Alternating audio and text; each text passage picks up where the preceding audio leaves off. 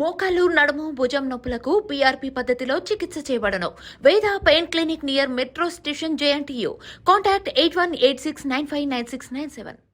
గుంటూరు జిల్లాలో జరిగిన ఘటనపై టీడీపీ వైసీపీ నేతల మధ్య డైలాగ్ వార్ నడుస్తోంది.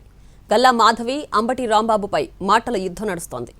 ఎమ్మెల్యే ప్రోత్సాహంతోనే కేసు నమోదు చేయడంలో లేట్ చేశారని అంబటి విమర్శించారు. తన ప్రమేయం ఉన్నట్లు నిరూపించాలని, లేదంటే పరువు నష్టం దావా వేస్తామని గల్లా మాధవి కౌంటర్ ఇచ్చారు. మళ్లీ అంబటి స్పందిస్తూ తన దగ్గర పక్కా ఆధారాలు ఉన్నాయని చెప్పారు అంబటి.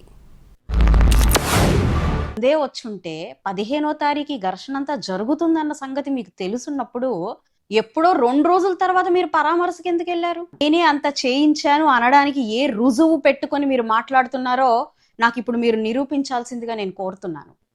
నోటికి ఏదొస్తే అది మీ రాజకీయ చతురత, మీ భాషా చతురతను వాడుతూ ఏది పడితే అది మాట్లాడుతూ ఉంటే ఊరికే ఇక్కడ కూర్చొని చూడడానికి పిచ్చి వాళ్ళు ఎవ్వరూ లేరు.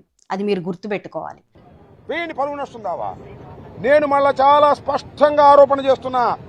ఈ స్థానిక శాసనసభ్యురాలు సోదరి గల్లా మాధవి ఇంటర్ఫీరెన్స్ వల్లే రెండవ సంఘటన జరిగింది. సత్యనారాయణ అనే సిఐని కేసు రిజిస్టర్ చేయకోకుండా ఆపింది మాధవి గారు.